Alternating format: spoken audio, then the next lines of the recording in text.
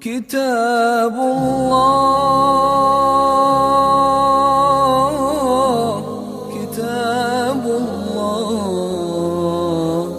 كتاب الله كتاب الله للأرواح روح به تحيا النفوس وتستريح كتاب الله للأرواح روح به تحيا النفوس وتستريح وتمتلئ القلوب به طموحا وللفردوس يحملها الطموح كتاب الله كتاب الله كتاب الله. بسم الله الرحمن الرحيم. الحمد لله رب العالمين. الحمد لله الذي أنزل على عبده الكتاب ولم يجعل له عوجا قيما لينذر بأسا شديدا من لدنه ويبشر المؤمنين الذين يعملون الصالحات أن لهم أجرا حسنا والصلاة والسلام على المصطفى محمد وعلى آله وصحبه وسلم تسليما كثيرا. أما بعد، اللهم إنا نسألك علما نافعا ورزقا طيبا وعملا متقبلا. Insyaallah ta'ala kita akan memulai dari surat Al-Kahfi untuk tafsir Al-Jalalain, yang mana Jalaluddin Al-Mahalli, penulis awal dari kitab tafsir Jalalain, memulai dari surat ini terlebih dahulu, ya. Setelah sebelumnya Al-Fatihah, maka kita langsung beralih ke surat Al-Kahf. Adapun Al-Imam Jalaluddin As-Suyuti, beliau rahimahullah memulai dari Al-Baqarah, ya. Kita akan memulai ayat pertama insyaallah dari surat Al-Kahf, ya. Allah Subhanahu wa taala berfirman, Alhamdulillahilladzi anzala ala 'abdihi al-kitaba wa lam yaj'alhu iwaja, atau kitab muqaddimah terlebih dahulu tentang surat Al-Kahf. Al-Kahf ini, atau di bahasa kita surat Al-Kahfi. Surat Al-Kahfi ini surat Makkiyah, ya. Dikatakan oleh semua ahli tafsir turun di Makkah. Dan ada yang mengatakan bahwasanya awal-awal Al-Kahfi dari ayat 1 sampai ke ayat 8, Al-Juruza 1 sampai 8, itu yang mengatakan itu dari turun di periode Madinah. Tetapi yang lebih sahih dikatakan oleh Imam Al-Qurtubi bahwasanya Al-Kahfi secara komplit semuanya turun di periode Makkah. Turun di periode Makkah. Ada keutamaan untuk surat Al-Kahfi ini, namun beberapa hadisnya tidak ada asal yang sabit dan sahih, melainkan kita hanya pilih dari Sahih Muslim dari hadis Abu Darda radhiyallahu anhu bahwasanya Nabi sallallahu alaihi wasallam bersabda, "Man hafidha 10 ayatin min awal suratil Kahf, 'usima minad dajjal." Perhatikan baik-baik, man hafidha 10 ayatin min awal suratil Kahf, 'usima minad dajjal. Barang siapa yang menghafal 10 ayat pertama surat Al-Kahf, menuju surat Al-Kahf nanti, ya, bukan surat Al-Kahfi. 10 ayat pertama surat Al-Kahf, maka dia akan dijaga maksum dari Dajjal, ya. akan dijaga dari Dajjal.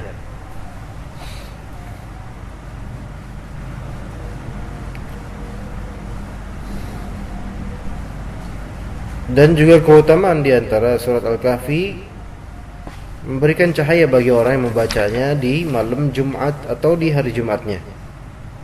Ya. Kalau melihat antum tadi kesulitan mendapatkan surat Al-Kahfi, itu sebenarnya musibah ya. Musibah Pak, ini musibah Mas Ari, musibah buat antum kesulitan menemukan surat Al-Kahfi. Itu menunjukkan jarangnya antum membacanya. Ini berarti harus lebih giat lagi nih ya.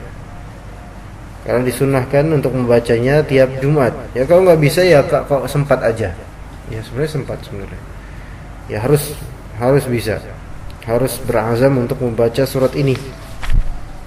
Kita mau khususkan mengkaji tafsir surat ini karena memang bertepatan dengan hari Jumat insyaallah. Semoga kita dapat fadilahnya, walaupun mungkin tidak membacanya secara komplit misalnya, tapi mengkaji tafsirnya insyaallah bermanfaat. Dan ana harap ini kajian tafsir surat Al-Kahfi ini antum benar-benar pelajari baik-baik dan bukan sekadar ngaji. Antum datang sini keluar nggak paham habis itu, nggak paham apa-apa.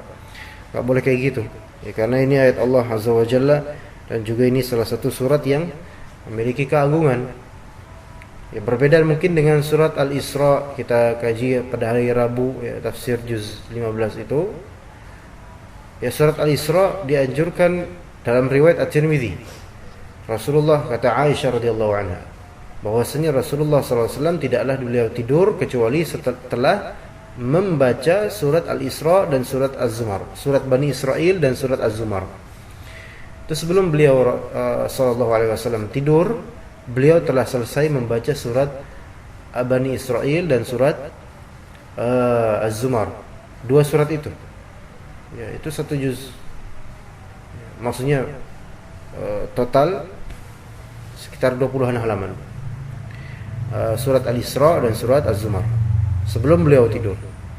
Ya, dulunya begitu, itu sunnah Nabi sallallahu alaihi wasallam yang banyak tidak diketahui oleh, atau yang tidak diketahui oleh banyak orang. Hampir semua kaum muslimin bahkan tidak tahu sunnah tersebut, yaitu membaca Al-Isra dan Az-Zumar sebelum tidur. Tapi qadarullah, kalau kita lihat ya, diri kita Masya Allah sulit untuk mengucapkannya, bahkan untuk mengucapkan Qul huwallahu ahad, Qul a'udzu birabbil falaq, Qul a'udzu birabbin nas sebelum tidur aja kadang-kadang kita lupa. Ya apalagi untuk surat sebesar ini, Al-Isra ya sebelum Al-Kahf ya.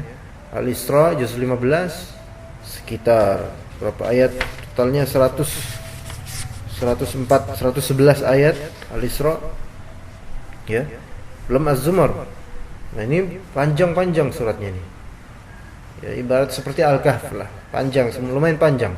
Ya tidak sepanjang Ali Imran, tidak sepanjang Al-Baqarah, tetapi cukup memberikan effort. Tapi kalau bagi yang terbiasa sebenarnya enggak, apalagi bagi yang sudah hafal bisa murojaah sendiri, Masya Allah ya, itu setiap malam atau hampir setiap malam lah anggap Rasulullah SAW melakukannya. Kemudian Al-Kahf keutamaannya ya, mendapatkan cahaya insyaallah bagi yang membacanya di malam Jumat atau di hari atau pagi harinya ini ya. Dan semoga Allah Ta'ala berikan taufik. Mungkin tidak sekarang kita bisa melaksanakan ini ya, malas atau semacamnya, tapi kita minta sama Allah semoga kedepannya bisa lebih baik lagi ya. Kita ingatkan tiap pagi Jumat itu baca atau mengkaji tafsir surat Al-Kahf. Siapa tahu nanti antum pulang atau antum ke kantor ada waktu senggang, diizinkan untuk membaca Al-Quran, alhamdulillah sebelum Jumatan terutama. Baik, tadi di barang siapa yang menghafal 10 ayat pertama dari surat Al-Kahf, maka dia akan terjaga dari Dajjal. Pertanyaannya, bagaimana kalau misalnya memang Dajjal tidak ketemu sama kita? Maksudnya ya wallah alam kapan Dajjal keluar, kan kita nggak tahu. Ya mungkin saja keluar 200 tahun lagi, kita nggak tahu. Baik, potensi ketemu Dajjal itu dari segi zaman mungkin saja tidak ketemu sama kita. Anak cucu kita yang ketemu mungkin potensinya begitu. Tapi kita tentu tidak bisa memastikan karena ini ilmu ghaib, kita nggak tahu kapan. Nah, gimana Rasulullah sallallahu alaihi wasallam menganjurkan man hafidha 10 ayatin min awal suratil kahf usima minad dajjal, itu kata Rasulullah SAW, dan diterapkan oleh para sahabat, mereka menghafalnya, bahkan menghafal Al-Kahf seluruhnya. Tabi'in dan tabi'in mereka mengamalkannya, menghafal 10 ayat pertama ini dan satu surat seterusnya. Taib, fadilah ini kalau dipikir-pikir nih Mas dan Khalid dan juga Syekh siapa lupa Allah. Kita pikir-pikir, enggak bakal kan para sahabat masa ketemu Dajjal. Iya enggak? Tapi tetap dianjurkan enggak? Tetap dianjurkan. Jadi ibrahnya di sini, walaupun kita tidak mendapatkan Dajjalnya gitu kan, maksudnya tidak bertemu dengan Dajjalnya, pasti ada ibrah lain dan hikmah lain dan pahala lain yang Allah Ta'ala akan berikan.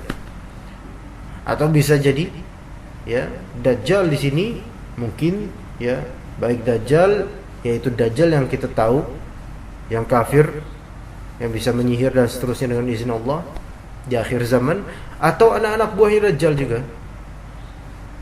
Ya, anak-anak buahnya Dajjal juga bisa jadi ya. Dan coba tanya ke antum, Pak Yadi, antum apakah hadis tadi 10 ayat pertama dihindari dari Dajjal, fitnah Dajjal, apakah itu baru tahu kira-kira? Sejujurnya Pak, baru dengar sekarang? Maksudnya? Hadis tadi?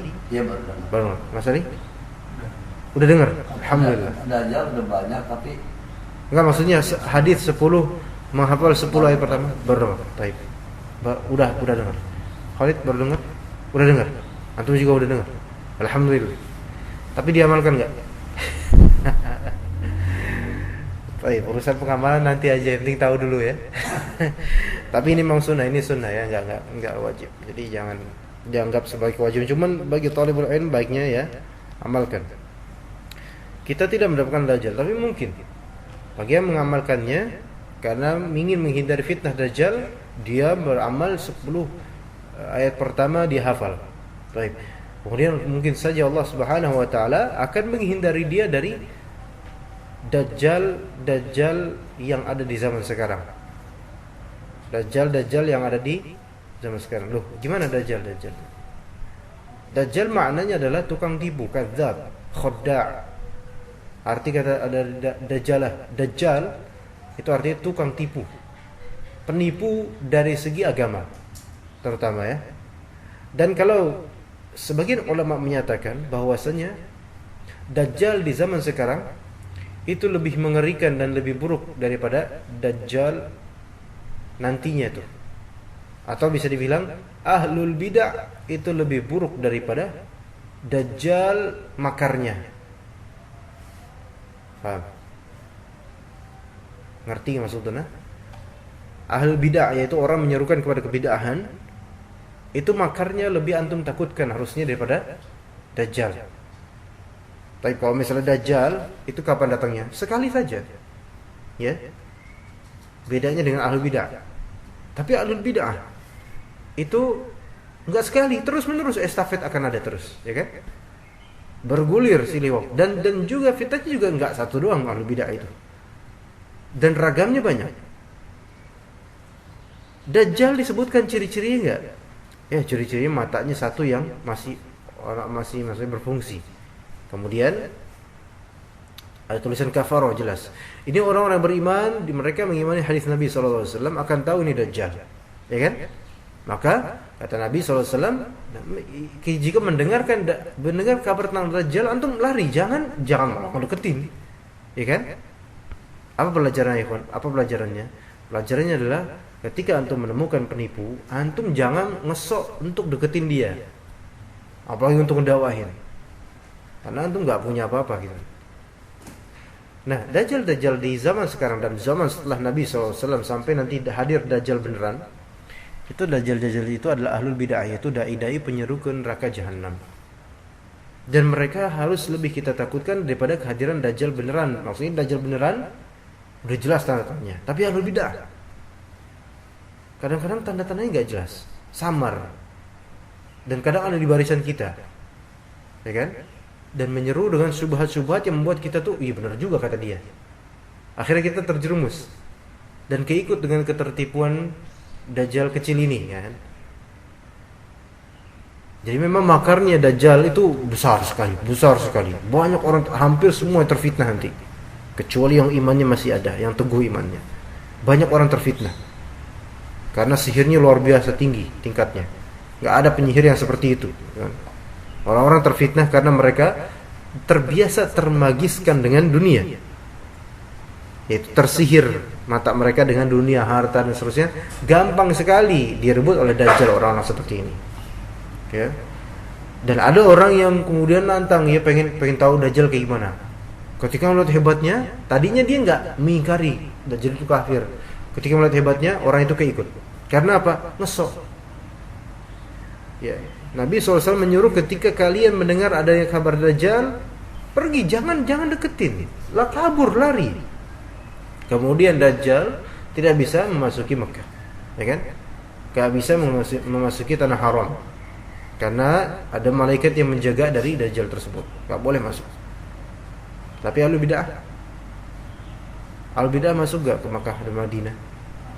Masuk, dan banyak mereka bertelur di sana. Jadi fitnah dari Ahlul Bidah itu untuk orang-orang seperti kita di zaman ini dan zaman sebelumnya itu lebih ditakutkan. Bukan berarti ini meremehkan makarnya Dajjal, bukan. Suatu ketika Rasulullah SAW keluar rumah mendapatkan para sahabatnya sedang apa? Sedang berbincang tentang Al-Masih, yaitu Ad-Dajjal. Lagi ngobrol tentang Dajjal mereka, para sahabat. Nabi SAW berkata kepada mereka, "Ala adullukum bi akhwafi ma akhafu alaikum min syarrid Dajjal?"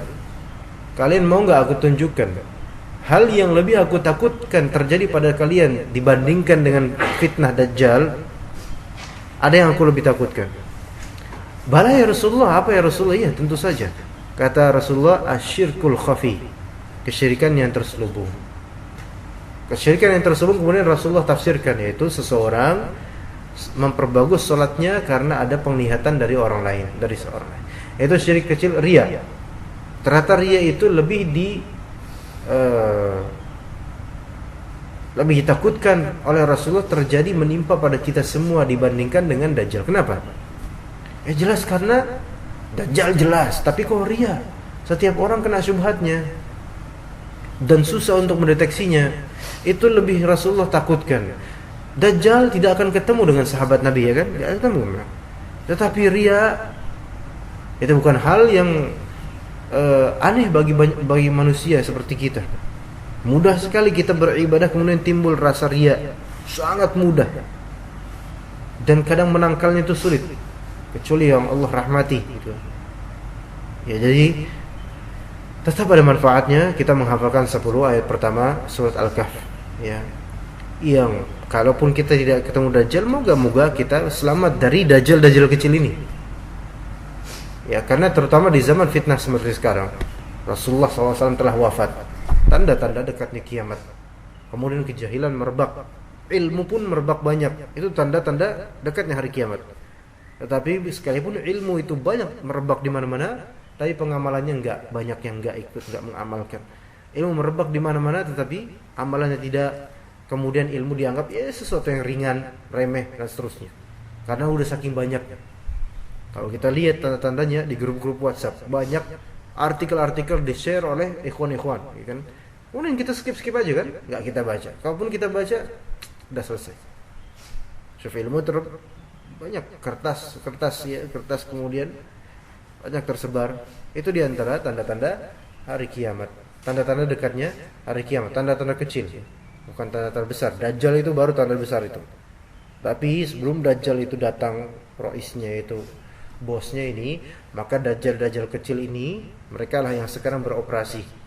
Ya, bukan hanya orang-orang liberal saja, tapi siapapun yang mendakwahkan kepada kesyirikan, tauhid, dan mendakwahkan kepada bid'ah, maka itu adalah anak-anak buah mereka. Karena a'udzubillah, ya kita harus minta kepada Allah, berlindung kepada Allah dari fitnah-fitnah orang-orang seperti ini. Ya, karena tujuan kita hidup di dunia itu selamat. Dan fitnah-fitnah seperti ini akan terus merambat, ya. Dan syubhat-syubhat sebagaimana kata Imam Az-Zahabi rahimahullah, asy-syubhatu khattafah wal qulubu dha'ifah. Syubhat itu khottafah. Khottafah itu nyambar, yaitu khottaf. Khottaf itu nyambar. Gitu kan? Al-qulubu dha'ifah, dan hati itu lemah. Ini kata Imam Az-Zahabi rahimahullah. Ya, sehingga hati kita asalnya lemah kecuali kalau Allah Ta'ala kuatkan, dan syubhat itu lebih kuat lagi dia datangnya. Maka kalau misalnya kita mendekati syubhat dan mendekati orang-orang yang terjangkiti syubhat, maka jangan heran kalau kita akan terjerumus ke dalam syubhat itu juga. Bermulai dari pertemanan dengan orang-orang yang memiliki syubhat ini. Pertemanan aja, maksudnya teman dekat gitu. Lama-lama kita nggak enak untuk mengingkari syubhatnya dia. Ya, dan lama-lama kita akan ikut-ikutan syubhatnya dia atau membela dia di depan orang-orang. Syuf ini bahaya nih seperti ini. Maka yang terbaik kalau kita ngaji, cari yang selamat aja, cari yang jelas. Ya. Jangan seperti tong sampah semua masuk. Tapi cari yang jelas, ilmu benar, ilmunya sesuai dengan Al-Quran, As-Sunnah, dan manhajnya insyaallah mengikuti salaful ummah insyaallah. Walaupun tentu tidak ada di antara kita yang sempurna, tidak ada di antara asatidz yang sempurna, enggak ada. Semua pasti ada kekurangan dan pasti ada kesalahan dalam kalimat ataupun mungkin pemikiran, tetapi selama itu bukan pemikiran asas dalam manhaj, maka semoga Allah Ta'ala ampuni ya. Tapi kita lanjutkan di surat Al-Kahf sekarang ayat pertama. Itu tadi muqaddimah saja, yang semoga muqaddimah tersebut Allah Subhanahu wa Ta'ala berkahi, dan semoga antum juga mengamalkan apa yang menjadi kandungan dari muqaddimah tadi. Allah Ta'ala berfirman, Alhamdulillahilladzi anzala ala 'abdihi al-kitaba wa lam yaj'al lahu 'iwaja. Tapi antum niatkan ya ikhwan, antum niatkan untuk benar-benar antum belajar Al-Kahf ini. Ya, ini lebih ana pentingkan dibandingkan tafsir surat Al-Qalam juz 9 atau Al-Isra. Walaupun semua tentu penting. Ya. Tapi kenapa kok Al-Kahf yang lebih ana utamakan pada tafsir Jalalain ya. Karena Al-Kahf ini ada keutamaan lebih dibandingkan dengan Al-Isra dan Al-Qalam. Utamanya apa? Itu dapat cahaya, dianjurkan setiap Jumat kita baca. Ya. Kemudian 10 ayat pertama terutama ya, orang yang menghafalnya akan mendapatkan penjagaan dari Dajjal. Maka ayo hafalkan dan juga pahami ya, pahami. Allah Ta'ala berfirman, Alhamdulillah. Apa artinya Alhamdulillah? Segala puji bagi Allah, Alladzi yang anzala ala 'abdihi al-kitab. Anzala artinya menurunkan atas hambanya Alkitab.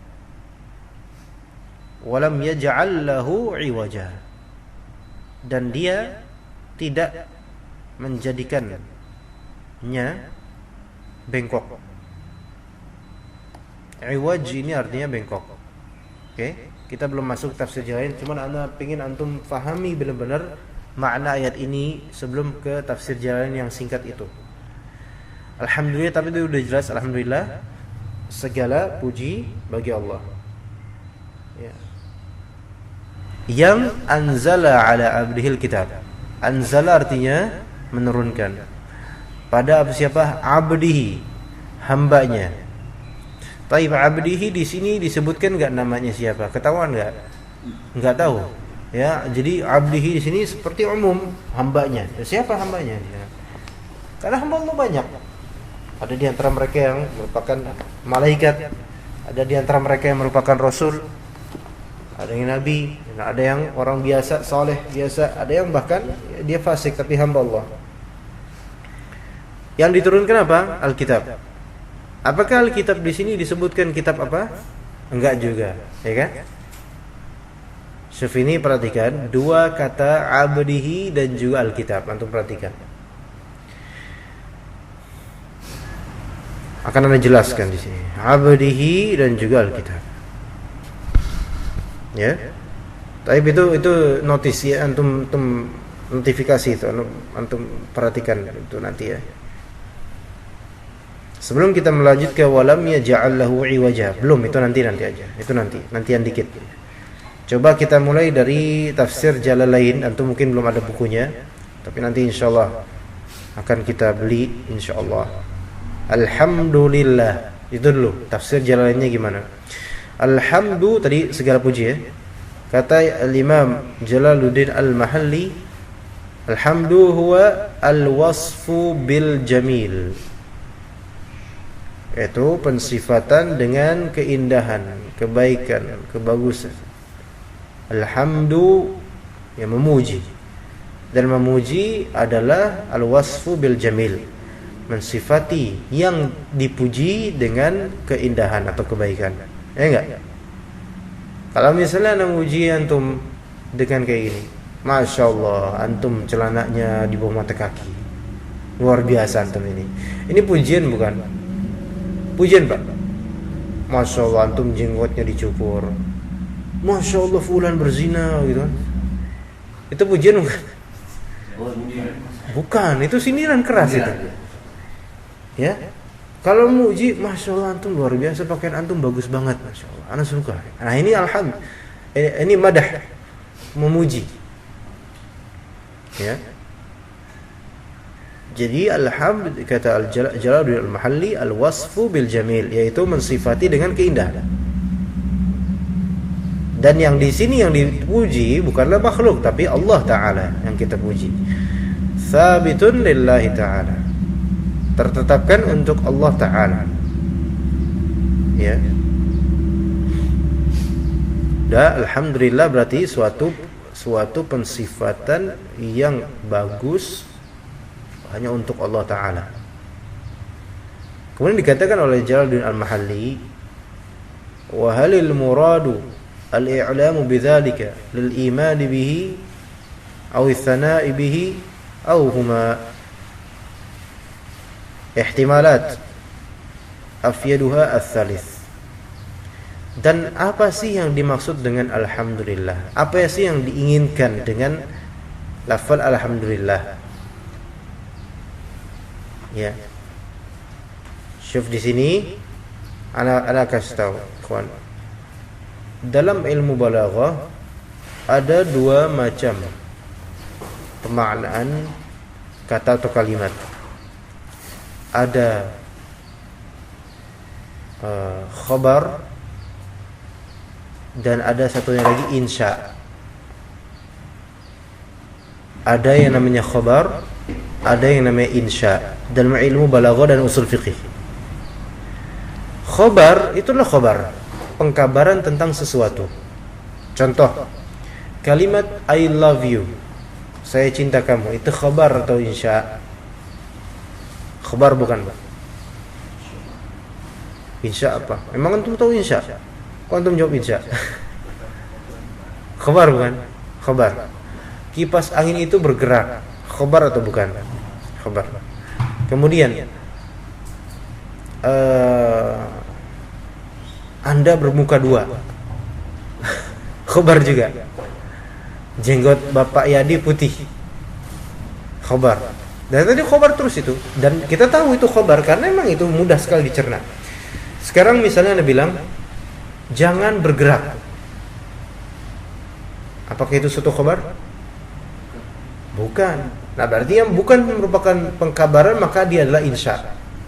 Seperti jangan bergerak, itu larangan bukan? Larangan termasuk insya. Jangan tidur, khabar atau insya? Insya. Tidurlah kamu, khabar atau insya?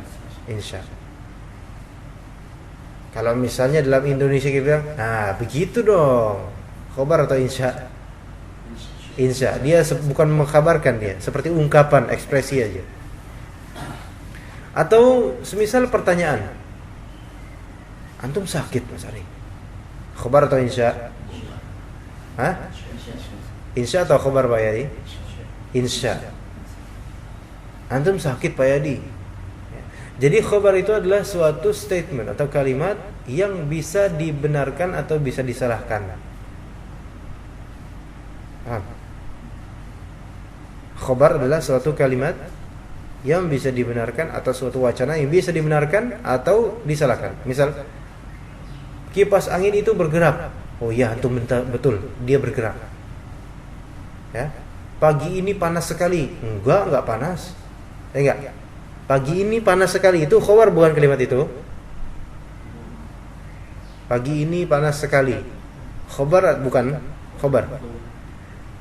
Karena apa? Antum bisa mengingkari. Ada boleh mengingkari misalnya, oh enggak, pagi ini enggak panas. Ya, kalimat antum pagi ini tidak panas itu khabar bukan? Khabar juga. Nah, ini antum harus tahu. Dalam bahasa Arab ada seperti ini. Oke? Kalau misal Anda memuji antum, nah, tadi udah ada khabar itu hal yang bisa dinafikan, bisa diingkari, bisa disetujui.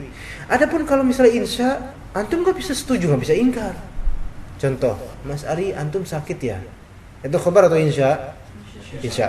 Apakah antum bilang, pas antum bilang, Mas Ari antum sakit ya? Oh, antum salah. Antum bilang gitu kan lucu. Apa kabar Mas Ari? Salah. Bawa sampah, tukang sampah. Ya. Habis korek-korek dengan sampah. Ya. Atau misalnya seorang guru bilang ke muridnya, jangan tidur. Oh, Pak Guru salah. Ya. Bisa dipahami sini. Bedanya khabar dengan insya. Ya. Nah, enggak konsen ini dengan cium baunya, insyaallah. Ana tanya kepada antum. Antum mencium baunya enggak? Ah. Kalimat ini malah mendem di sini jadinya. Bukan sedikit. Ya, lama-lama hilang.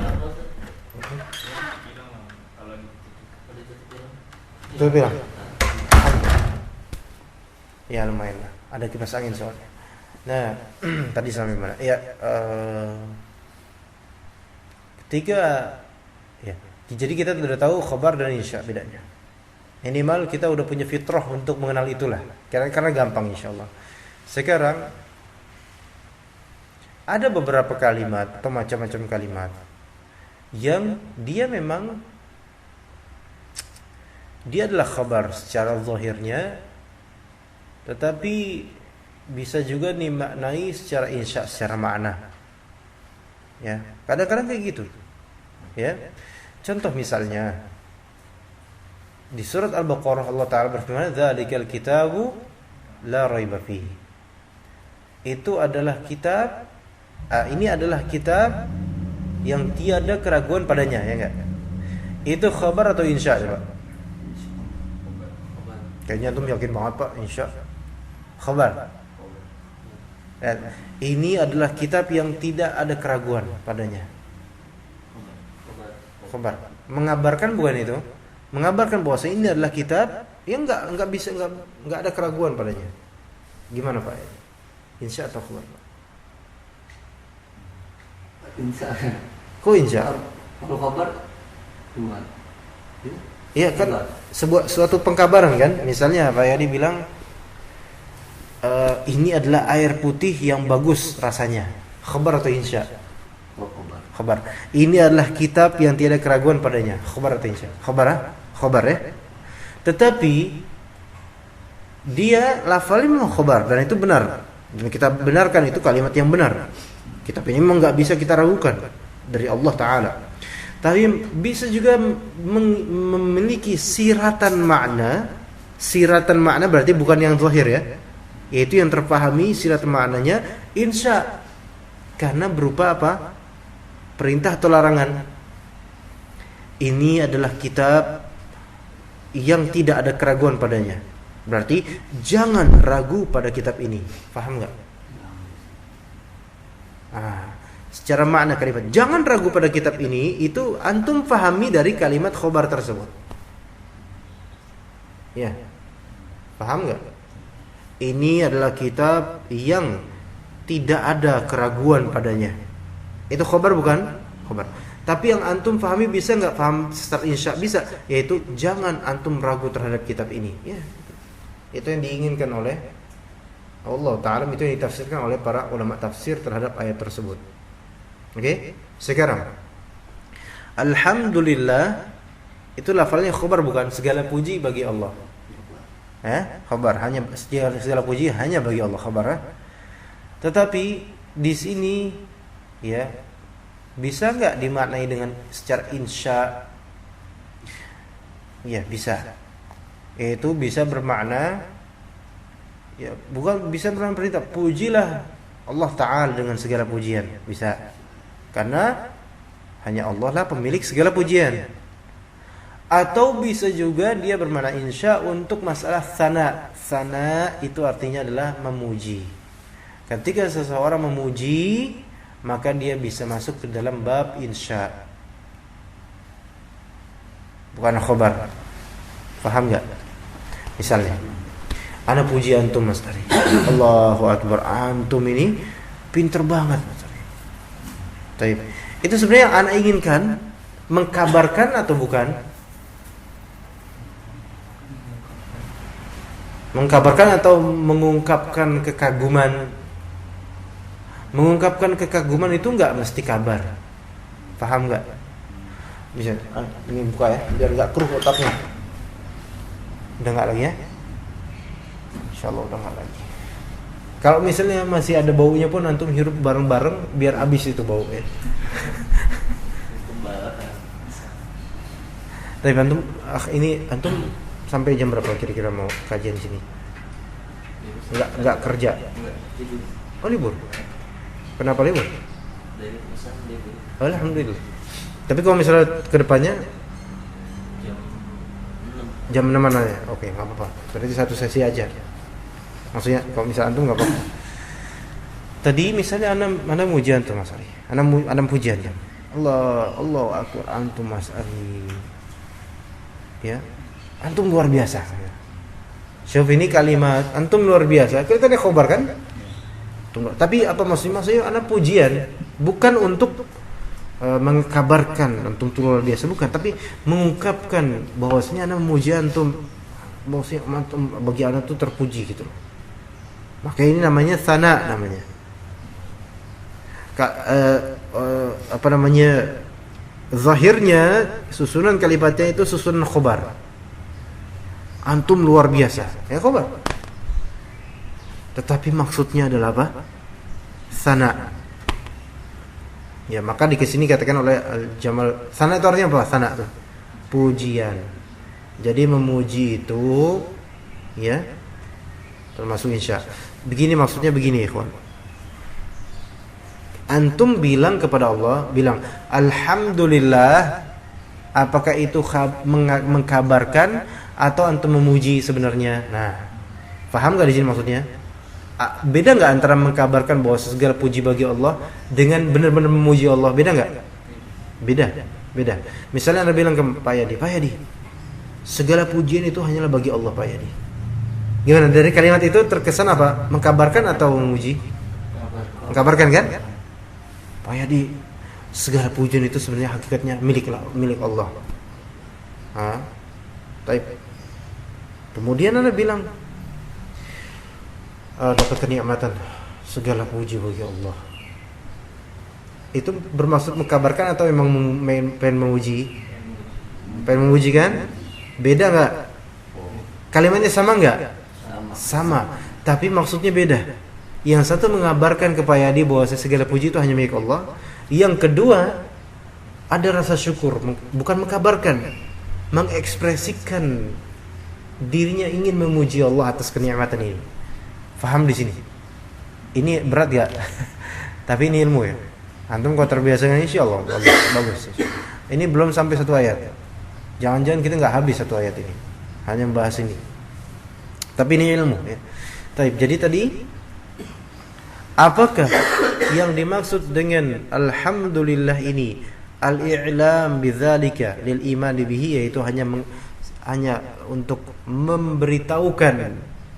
Itu Allah Ta'ala berfirman alhamdulillahilladzi anzala ala abdihi. Apakah maksud dari penyebutan alhamdulillah dalam surat Al-Kahfi ayat pertama itu maksudnya hanya untuk i'lam, yaitu memberitahukan, maksudnya Allah mengkabarkan, atau astana Allah memuji dirinya? Paham gak di sini? Antum lihat surat Al-Fatihah, alhamdulillahirabbil alamin ya. Apakah itu Allah Ta'ala menginginkan hanya sekadar pengkabaran? Kan itu siapa yang mengatakan alhamdulillahirabbil alamin di surat Al-Fatihah? Allah Ta'ala, itu kan kalimat kalam Allah. Ya, itu kalam Allah, ucapan Allah Ta'ala dan bukan makhluk. Alhamdulillahirabbil alamin. Artinya apa? Segala puji bagi Allah Rabb semesta alam. Apakah yang dimaksud di situ? Allah hanya ingin mengkabarkan saja kepada kita bahwasanya segala puji hanyalah bagi Allah, atau Allah juga memuji dirinya? Paham nggak di sini? Bisa paham tuh? Bisa masuk mengabarkan juga, bisa memujinya. Bener. Nah itu yang sebenarnya di sini Pak Jamaluddin Al-Mahalli bilang mana yang lebih tepat? Apakah ini sekadar mengkabarkan atau sekadar Allah pengen memuji dirinya, atau dua-duanya sekaligus? Maka kata Jamaluddin Al-Mahalli, afyaduha ats-tsalits, yaitu yang lebih berfaedah adalah yang ketiga, yaitu Allah Ta'ala mengkabarkan bahwa saya segala puji hanya baginya, sekaligus Allah Ta'ala memuji dirinya dengan sebesar-besar pujian. Ribet? Antum masih ingat Mas Ari tafsir Jalalain yang lampau dulu? Kayak gini modelnya? Gak kayak tafsir yang biasanya ya. Tapi ala kulli hal ini ya faedah dari alhamdulillah. Ya mungkin antum belum tentu mendapatkan di pengajian-pengajian tafsir umumnya. Kenapa? Karena ini memang orang awam, umumnya orang kok diajak belajar untuk masuk sedikit ke sini itu agak bingung. Gimana Pak Eri?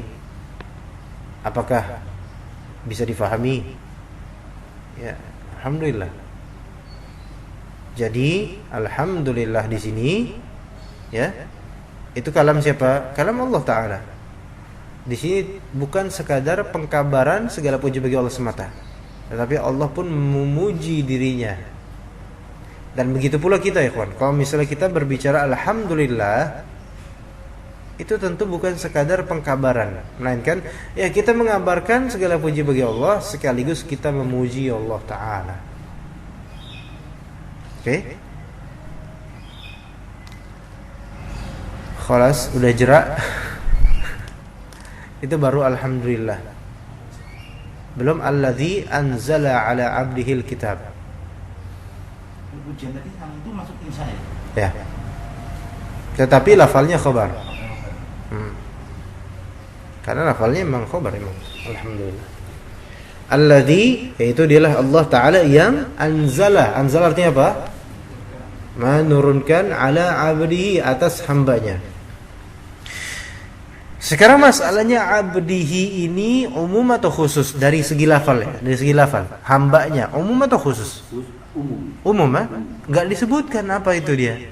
Siapakah hamba itu ya? Baik. Kalau tidak disebutkan begini berarti kan kelihatannya semua hamba gitu kan? Nah, karena memang kaidahnya di antara sighat al-umum, di antara bentuk umum dalam usul fikih itu jika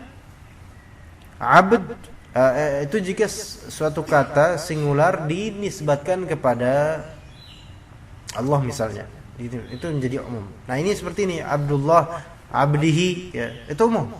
Siapa dia? Nggak tahu, berarti umum, mencakup keumuman hamba.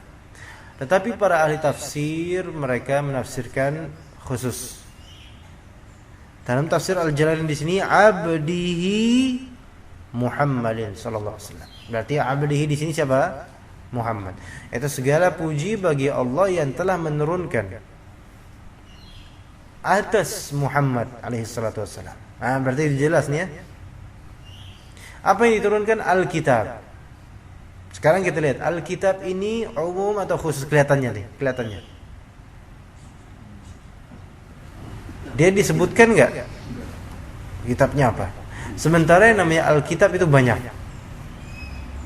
Ada kitab biasa, kitab tafsir, ya, kitab fikih, kitab apa nih? Umum banget kan? Tapi enggak mungkin turun atas Muhammad itu kitab fikih, kitab geografi, enggak mungkin. Nah, berarti harus dikhususkan nih. Apa nih kitab yang turun? Oh, ternyata yang kenyataannya turunnya kepada Nabi Muhammad adalah Al-Qur'an. Maka Alkitab di sini maknanya apa? Al-Qur'an. Berarti alhamdulillahilladzi anzala ala Muhammadin Al-Qur'an. Gitu ya? Paham tuh? Ini berarti Alkitab lafalnya kelihatan umum tapi bukan umum, dia khusus. Berarti alif lam dalam Alkitab itu namanya alif lam, dalam usul fikih namanya alif lam al-ahdiyah al-zihniyah. Al-ahdiyah al-zihniyah itu adalah alif lam yang telah terketahui secara otak kita. Tanpa harus mencari indikasi lebih detail, kita udah tahu yang dimaksud dengan Alkitab di sini adalah Al-Qur'an. Itu dalam usul fikih itu ada pelajarannya. Ya, ada al-ahdiyah az-zikriyah, ada al-ahdiyah az-zihniyah, tapi tentu kita tidak bahas lebih detail tentang dua istilah tersebut karena panjang banget nanti jadinya. Tapi ala kulli hal, antum sudah paham, alhamdulillahilladzi anzala ala Muhammadin Al-Quran. Baik, kita lanjutkan. Walam yaj'al lahu iwaja. Walam yaj'al lahu iwaja. Itu walam yaj'al lahu, dan Allah tidak jadikan untuk Al-Quran. Lahu, hu di sini kembali ke mana? Khalid, kembali ke mana hu di sini? Alkitab. Ahsan. Allah tidak menjadikan untuk Alkitab tersebut. Baik.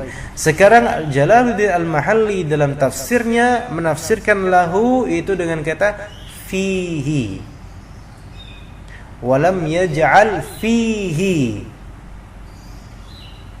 Fahamkan baik-baik. Walam yaj'al lahu artinya walam yaj'al fihi. Konsentrasikan. Lahu, lam di sini biasanya artinya apa? Milik ya, untuknya, miliknya. Allah tidak menjadikan dia memiliki iwaja. Iwaj itu artinya apa tadi? Kebengkokan. Kita pahami dulu iwaja di sini artinya ikhtilafan tanaqudha.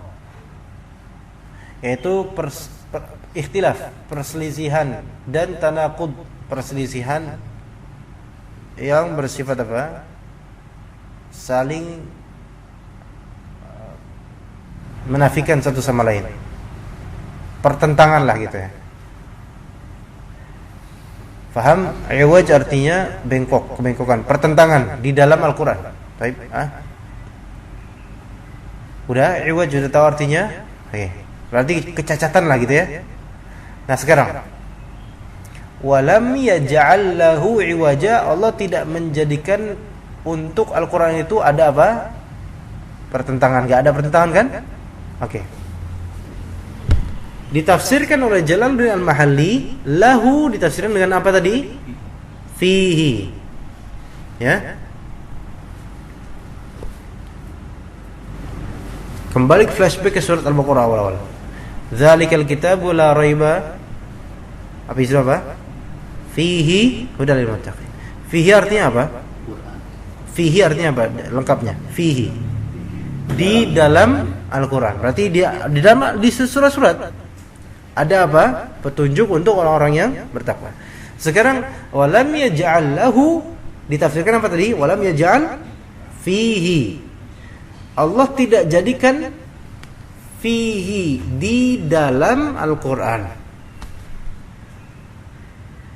Berarti di dalam apa? Berarti di dalam surat-surat. Berarti di ayat-ayat itu tidak ada kebengkokan dan pertentangan satu sama lain pada hakikatnya. Faham enggak di sini mulai? Jadi tafsiran dari walam yaj'al lahu adalah walam yaj'al fihi. Ya, karena kalau lahu itu artinya milik. Kalau fihi artinya di dalam, dan lahu di sini ditafsirkan oleh ulama dengan lafal fihi karena pada hakikatnya yang tidak ada pertentangan itu adalah apa yang ada di dalam Al-Qur'an, yaitu ayat-ayatnya tidak bertentangan satu sama lain. Ya. Bagaimana jika ada kesannya itu bertentangan antara ayat A dengan ayat lain dari surat lain, maka itu adalah kesan saja. Karena kurang ilmunya orang yang melihat. Jadi Al-Quran ini sempurna. Sementara ketika menemukan kecacatan itu bukan karena ketidaksempurnaan Al-Quran, melainkan karena kecacatan orang yang melihat Al-Quran tersebut, karena kurang ilmunya gitu. Begitu juga dengan hadis Nabi SAW. Rasulullah tidak bicara bertentangan dengan apa yang beliau bicarakan sebelumnya. Nah, kitanya aja yang mungkin belum punya ilmunya, mungkin karena telah dinasakh atau dihapus hukumnya, ya, atau karena ada pengkhususan dan keumuman dan seterusnya. Jadi masalah-masalah usul fikih. Itu insyaallah yang kita bahas dari tafsir Al-Jalalain ini. Sudah 49 menit ya, udah hampir sebentar lagi 50 menit. Gimana Mas Ari? Udah puas? Oke. Berat? Jangan nangis tapi ya, insyaallah antum ini tarbiyah ya. Mendidik. Antum gimana Khalid? 50 menit udah selesai ini, Masya Allah. Gimana siapa yang lupa, Masya Allah. Lupa. Hah? Ahmad Subari. Baik, Syekh Ahmad Subari. Gimana paham insyaallah? Sedikit-sedikit. Dilatih. Jangan ngajinya enak terus, dienakin terus, jangan ngaji dinabobokan.